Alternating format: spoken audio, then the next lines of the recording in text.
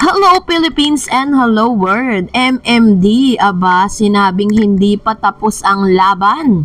At MMD kinlarify ang patungkol sa pagiging close nila ni Miss Thailand. Ang lahat ng yan, but before that, if you haven't subscribed yet to my YouTube channel, please don't forget to like, share, and subscribe at hit mo na rin ang notification bell for more showbiz updates. Pagkatapos ng lumapag itong si Miss Michelle D dito po sa Pilipinas, ay kabi-kabila ang mga interview ang naganap, no? At dito po sinabi ni Michelle D sa isa sa mga interview niya na hindi pa po tapos ang laban ni MMD.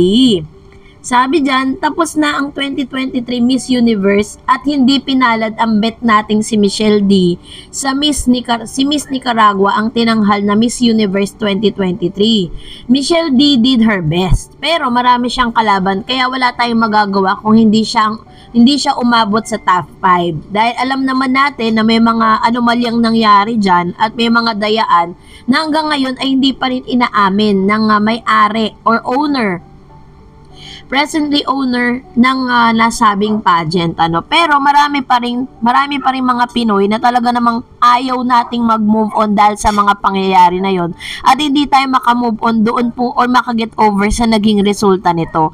Si Michelle D, tanggap niya na yung resulta. Alam niyang may dahilan ang lahat ng mga nangyari.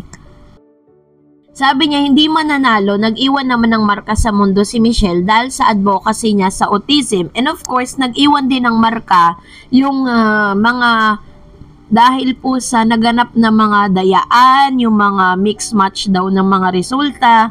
So nagkaroon po ng idea ang maraming mga netizen na posible talagang maganap yung mga ganitong klase ng cooking show. May showbiz career pa naman si Michelle, kaya hindi pa raw tapos ang laban niya. Ginawa naman niya ang lahat pero hanggang top 10 na lang ang journey niya. Pagbiyan natin ang Nicaragua dahil first time pa lang nila Miss Universe habang ang Pilipinas ay nakakailang Miss Universe winners na. So idiniklara po ni Miss Michelle D na hindi po natatapos sa Miss Universe yung kanya pong journey kasi si Miss MMD po kasi part po ng GMA Sparkle artist. Doon po siya kung saan hinuhubog po si MMD bilang isa sa mga aktres at mapapanood na rin natin siya sa pinakabago at pinag-uusapan ngayon na teleseryeng Black Rider. Kasama niya po dito si Mr. Ruro Madrid. So, ano kaya ang magiging ganap ni MMD dito, no? Kasabay po ng mga rumors na nagkalat ngayon ay may nilinaw din si Miss Michelle D na kahapon po, December 1, nagkaroon siya ng interview. Nilinaw niya po or kinlarify niya yung pagkakaroon nila ng pagiging close nila ni Miss Universe Thailand. No, dahil po marami po kasi talagang nang iintriga sa dalawang ito na parang may something special na between them, no. Michelle D on Friday stressed that she has nothing against Miss Universe Thailand Antonia Porcilde following the controversial mix-up of Miss Universe El Salvador, which mistakenly included her as one of the top 5 candidates of the international pageant in an Instagram post. Sa live interview po with Dayan Castillejo from the Bolt BGC last Friday, MMD admitted that she and Thailand both saw the social media post. Yes, of course, we both saw it, but to be honest, I never felt anything against her towards it. She's not the graphic designer, she's not the social media manager.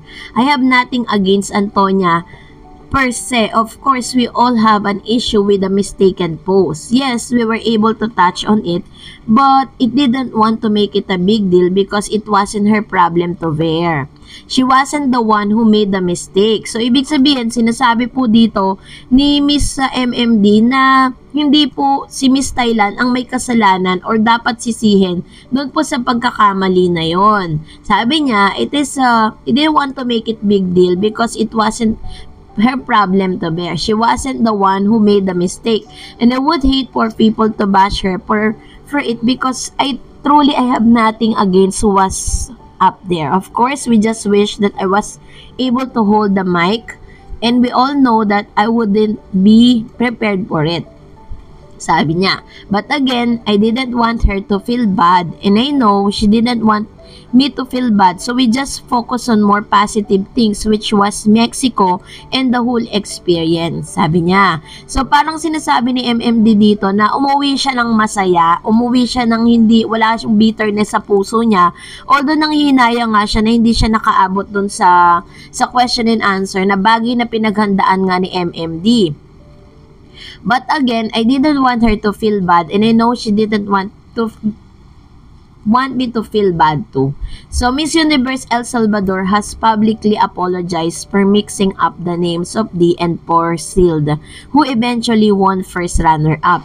It explained that what happened was a simple error of moving too fast before saying it. Sorry to both finalists.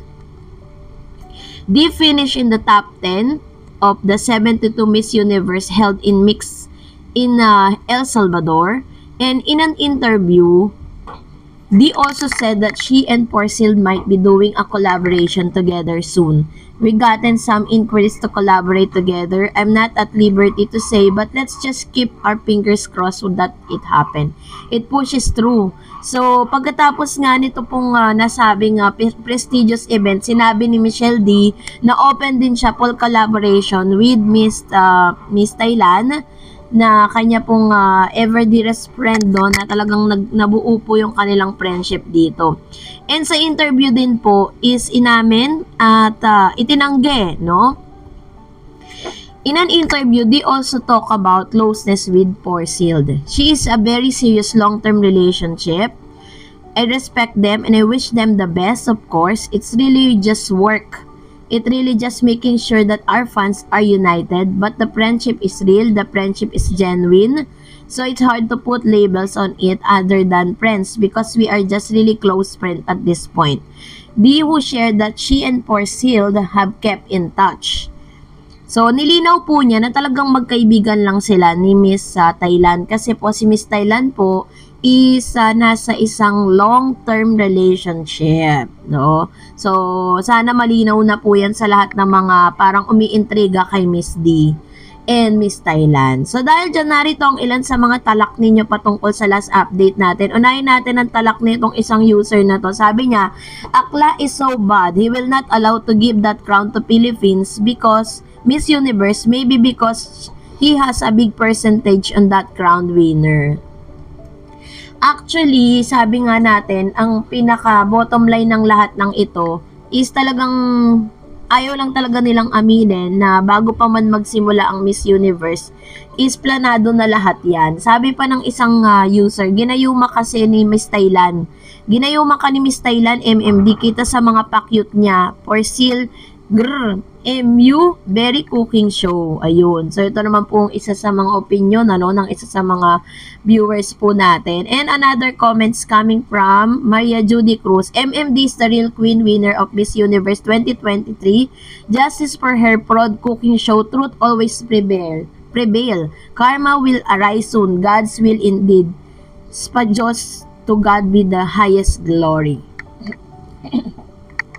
So, ito naman po ang isa sa mga komento ni Ma'am si Maria Judy, no, na alam naman natin if it is talagang cooking show, meron talagang magbabayad niyan. At alam kong pinagbabayaran niya na lahat yan.